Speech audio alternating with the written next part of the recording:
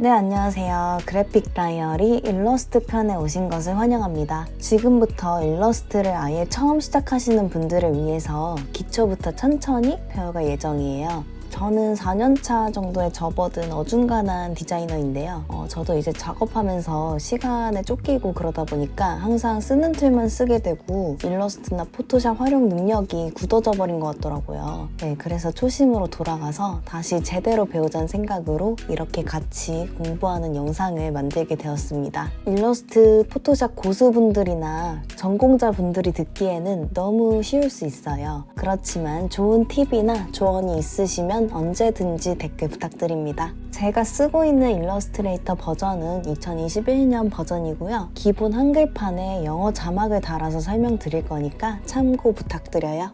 오늘은 일러스트레이터 첫 시간이니까요. 일단은 일러스트란 어떤 프로그램인지, 포토샵과 일러스트의 차이점이 무엇인지, 그리고 일러스트를 구성하고 있는 요소들을 살펴보고 기본 인터페이스를 설정하는 것까지 해볼게요. 제가 지금 포토샵이랑 일러스트에서 똑같은 동그라미 이미지를 띄워놓았는데요. 이렇게 포토샵에서 동그라미를 확대하면 테두리가 울퉁불퉁하죠. 보시면 이렇게 정사각형에 색깔이 채워진 형태로 이미지가 표현이 되고 있어요. 이 사각형들을 픽셀이라고 합니다. 이렇게 픽셀 기반으로 이루어진 이미지를 비트맵 이미지라고 합니다. 이 픽셀들은 정해진 크기를 채워주는 사각형들이기 때문에 계속해서 확대하면 깨져요. 반대로 일러스트에서 한번 보실게요. 일러스트는 지금 이렇게 아무리 확대를 해도 가장자리가 깨지지가 않죠. 일러스트는 드로잉하는 점과 선을 좌표값 방식으로 계산을 해서 화면에 표시하는 벡터 방식이기 때문에 픽셀 기반인 포토샵이랑은 다르게 아무리 확대해도 이미지가 깨지지 않아요. 그래서 주로 출력이 필요한 인쇄물이나 정확한 수치, 규격이 필요한 작업에 많이 사용되는 프로그램은 일러스트고요. 반대로 포토샵은 사진 보정이나 합성 같은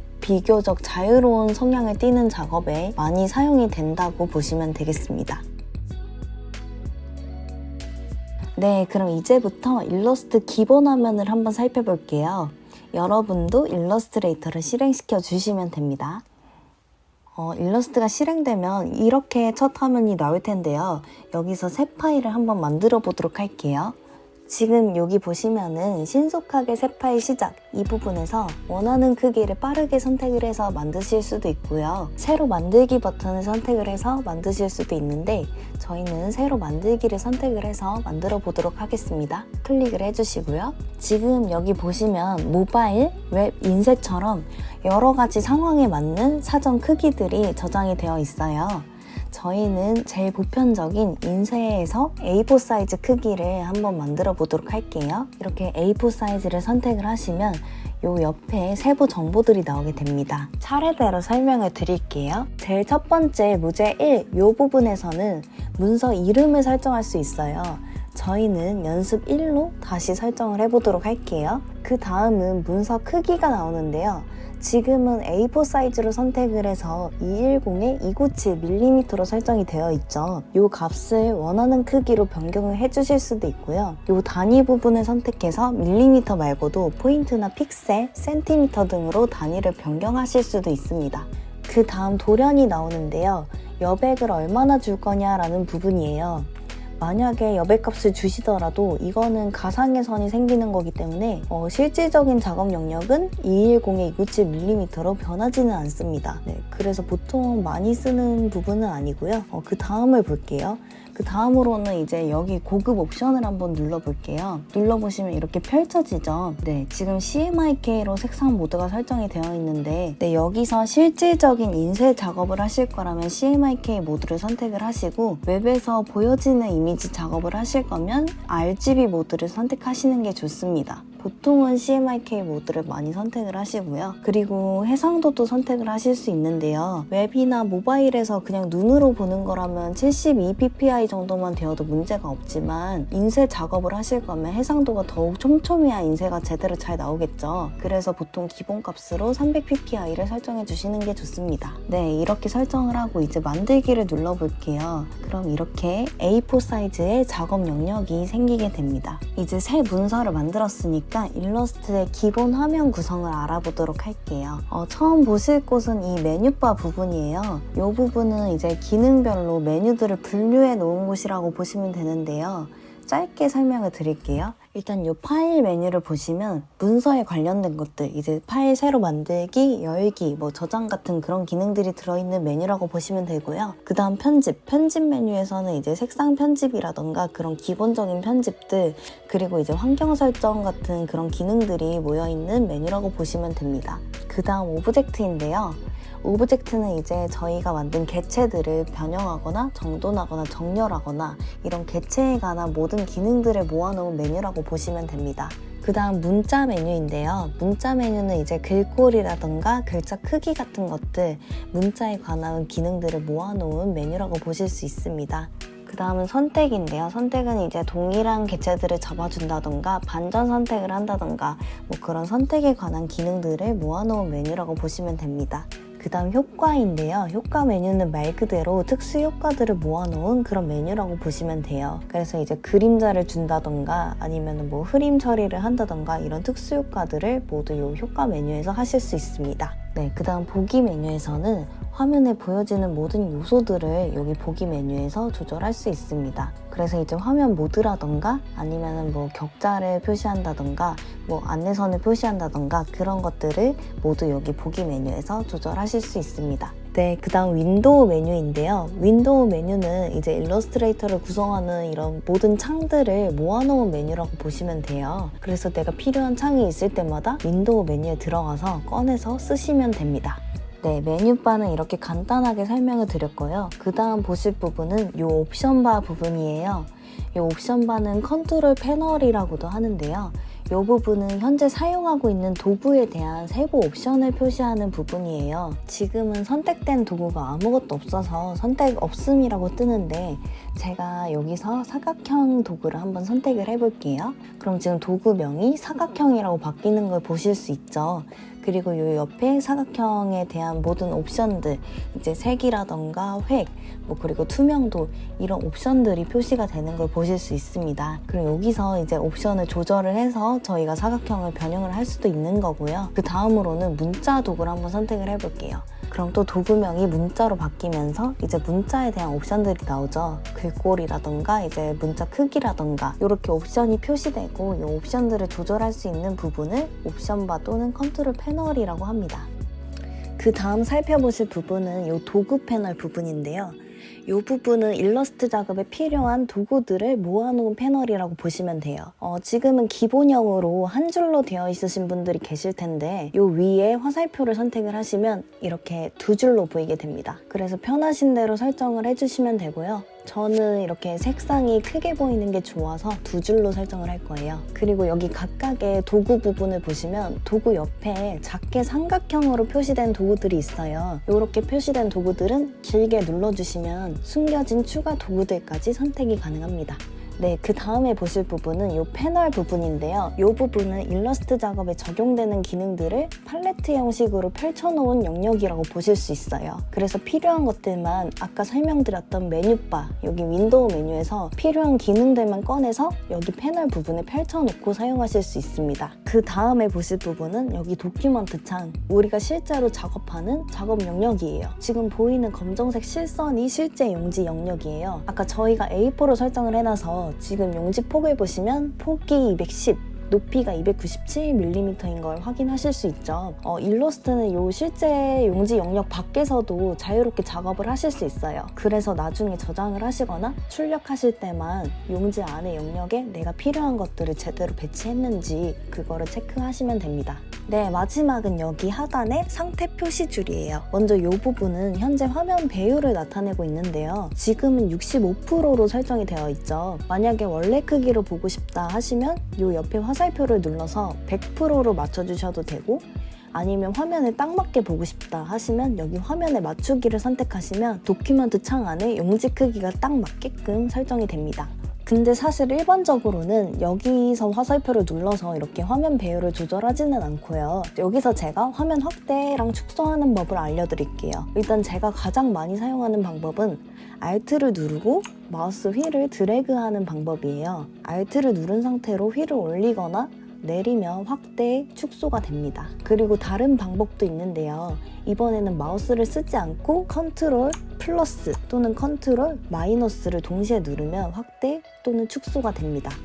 그리고 또 다른 방법도 있어요. 이게 마지막인데 컨트롤과 스페이스를 동시에 누른 상태로 마우스를 화면에 대고 드래그를 한번 해볼게요. 컨트롤 스페이스 그리고 왼쪽 마우스를 이렇게 화면에 누른 상태로 위로 드래그하면 확대, 아래로 드래그하면 이렇게 축소가 되는 걸 볼 수가 있어요. 근데 이렇게 여러 가지 방법들이 있는데 이 중에서 여러분이 편하신 방법대로 화면 확대랑 축소를 해주시면 되고요. 만약에 화면을 키웠는데 엉뚱한 방향으로 키워서 오브젝트가 안 보여요. 네, 이럴 때는 화면을 이동을 시켜야겠죠. 제가 화면 이동하는 방법도 지금 알려드릴게요. 화면 이동은 스페이스바를 누르시면 이렇게 커서가 손바닥 모양으로 바뀌는 걸 볼 수가 있죠. 이렇게 스페이스바를 누른 상태로 마우스 왼쪽을 누르고 드래그해서 이동시켜 주시는 게 제일 일반적인 방법이고요. 만약에 수직으로만 이렇게 이동을 시키고 싶어요. 이러면은 마우스 휠을 그냥 올렸다 내렸다 해주시면 되고 그리고 수평으로 이동시키고 싶어요 하시면 컨트롤을 누른 상태로 마우스 휠을 이렇게 조절을 해주시면 이렇게 수평으로만 화면이 이동하게 됩니다. 네, 화면 이동도 여러분이 편하신 방법대로 하시면 되고요. 다시 여기 상태 표시줄로 돌아와서 여기 배율 표시 옆에 보시면 숫자가 써 있어요. 이거는 현재 내가 작업하고 있는 페이지가 몇 페이지인지를 알려주는 부분이에요. 지금은 저희가 용지를 하나만 만들어서 1페이지만 표시가 되는데 제가 지금 용지를 하나 더 만들어 볼게요. 네, 이렇게 용지를 하나 더 만들었는데요. 상태 표시줄을 보시면 2페이지라고 나와 있죠. 그래서 페이지 수가 많을 때는 여기 화살표로 내가 원하는 페이지로 이동을 하거나 아니면 페이지 숫자를 직접 입력을 해서 보실 수도 있습니다. 그리고 여러분 제가 여기 1페이지에 있는 동그라미를 선택을 해볼게요. 그럼 동그라미가 선택이 되면서 상태 표시줄도 1페이지로 바뀌죠. 이런 식으로 내가 몇 페이지에서 작업하고 있는지를 알려주는 부분이라고 보시면 됩니다. 그 다음 이 부분은 현재 상태를 알려주는 부분이에요. 지금은 선택 툴을 사용하고 있어서 선택이라고 나오죠. 문자를 사용하면 이렇게 문자, 선분을 사용하면 선분, 이렇게 현재 도구 상태가 나오게 됩니다. 이 부분은 옆에 화살표를 누르시면 보기 부분에서 보고 싶은 상태를 선택하실 수도 있어요. 현재 도구 상태뿐만 아니라 대지 이름이나 날짜와 시간 등을 선택을 하실 수 있으니까 편하신 대로 사용하시면 됩니다. 네, 일단 일러스트의 기본적인 구성 요소들은 다 살펴봤고요. 이제 인터페이스를 설정하는 방법을 한번 알아볼게요. 지금 일러스트레이터를 처음 실행시키신 분들 중에는 저랑 화면이 같지 않으신 분들도 계실 텐데요. 인터페이스를 한번 제 화면이랑 같이 맞춰보도록 할게요. 일단 그 전에 인터페이스를 상황에 따라 어떻게 설정하느냐부터 설명을 드릴게요. 여기 메뉴바 옆에 보시면 이렇게 네모난 창 모양으로 생긴 아이콘이 있어요. 이 부분을 작업 영역 전환기라고 하는데요. 여기 눌러보시면 레이아웃, 문자 처리, 페인팅, 필수처럼 여러 가지 작업 상황들에 맞게 인터페이스들이 미리 설정이 되어 있어요. 그리고 여러분만의 인터페이스를 설정을 하고 그 설정을 저장을 할 수도 있어요. 일단은 필수를 선택을 해줄게요. 필수를 선택을 하시면 속성, 레이어, 라이브러리 이렇게 세 패널이 뜨죠. 패널들은 자유자재로 이렇게 분리를 할 수도 있고 옆이나 밑으로 여러 방향으로 붙이거나 그룹을 지을 수도 있어요. 지금은 패널들을 다 지워볼게요. 저처럼 이렇게 하나씩 분리를 시켜주시고 X 표시 눌러서 다 닫아줄게요. 네, 그러면 지금 아무것도 안 뜨게 되죠. 네, 그 다음 메뉴바에서 윈도우 메뉴를 열어주세요. 윈도우 메뉴는 앞서 말씀드렸듯이 모든 패널 창들이 모여있는 메뉴라고 했죠. 여기서 제일 먼저 색상을 선택을 해줍니다. 색상을 선택을 하시고 여기 오른쪽에 파란 불빛이 들어올 때 여기다가 이렇게 붙여줄게요. 색상 패널이 저처럼 이렇게 CMYK 조절 부분이 안 나오시는 분들도 계실 거예요. 그냥 이렇게 기본형으로 나오는 분들도 계실 텐데 여기 오른쪽 햄버거 메뉴를 누르신 다음에 옵션 표시를 눌러주세요. 그리고 CMYK를 선택을 해주시면 됩니다. 네, 그 다음에 다시 윈도우 메뉴 열어서 문자를 선택해 줄게요. 옆에 여러 가지 메뉴들이 나오는데 여기서 또 문자를 선택을 해줍니다. 문자 패널은 여기 밑에다가 붙여줄게요. 그러면 이렇게 딱 붙죠, 패널들이. 네, 문자도 오른쪽 햄버거 메뉴에서 옵션 표시를 누르시면 세부 옵션들까지 다 표시가 됩니다. 그 다음 다시 윈도우 메뉴 열어서 그라디언트 선택해 줄게요. 그라디언트는 저는 색상 옆에다 붙이고 싶어요. 여기 색상 패널 옆에 살포시 갖다 대면은 이렇게 그룹이 지워지게 됩니다. 네, 그 다음에는 패스파인더 선택해 줄게요. 변형, 정렬 뭐 이런 것들이 지금 같이 따라와 있는데 저는 패스파인더만 따로 분리를 해서 요 밑에다가 붙이겠습니다. 나머지는 닫아주세요. 그 다음 마지막이에요. 레이어 선택해 줄게요. 레이어도 요 맨 밑에다가 살포시 붙여보겠습니다. 네, 이제 저만의 패널 모음이 완성이 됐고요. 지금 필수로 선택을 했더니 컨트롤 패널이 안 보이죠? 컨트롤 패널도 윈도우 메뉴에서 표시를 해줄 수 있어요. 윈도우 메뉴를 여신 다음에 제어를 선택을 하시면 이렇게 컨트롤 패널이 보여지게 됩니다. 그리고 지금 도큐멘트 창을 보시면 저랑 다르게 흰색이 아니고 다른 색이신 분들이 계실 거예요. 일단은 컨트롤 K 눌러줄게요. 이거는 환경 설정 단축키인데요. 여기 편집 메뉴에서 환경 설정으로 들어가실 수도 있어요. 그래도 컨트롤 K 외워두시면 편하실 거예요. 네, 일단은 이런 옵션들은 한번 읽어보시고요. 저희는 사용자 인터페이스로 가볼게요. 인터페이스 보시면 이렇게 창 밝기도 조절이 되고요. 캔버스 색상도 창 밝기와 일치하게 할 건지 아니면 흰색으로 할 건지 선택이 가능합니다. 저는 밝기는 두 번째로 하고 캔버스 색상은 용지 색상과 동일하게 흰색으로 해줄게요. 저는 이렇게 확장되는 느낌이 좋아서 흰색이 편하더라고요. 이것도 여러분이 편하신 대로 설정을 해주시면 됩니다. 그리고 확인. 네, 그럼 이제 정말로 여러분만의 작업 환경이 다 세팅이 되었고요. 이 작업 환경을 이제 저장을 해보도록 할게요. 다시 작업 영역 전환기를 눌러주시고요. 여기 새 작업 영역을 눌러주세요. 네, 이제 여기다가 나의 인터페이스라고 저장을 해볼게요. 네, 그럼 이렇게 작업 영역 전환기를 눌러보면 나만의 인터페이스가 저장이 된 걸 보실 수가 있죠. 혹시나 일러스트를 껐다 켰는데 인터페이스가 틀리다면 당황하지 말고 작업 영역 전환기에서 내가 저장해 놓은 설정을 눌러주시면 내가 설정해 놓은 환경에서 작업을 할 수 있게 되는 거죠. 네, 이번 시간에는 일러스트의 기본 개념과 인터페이스 설정 방법, 그리고 기본적인 화면 확대, 축소, 이동 방법까지 알아보았는데요. 다음 강의에서는 일러스트의 기본 도구인 선택 툴에 대해서 함께 공부해 보아요.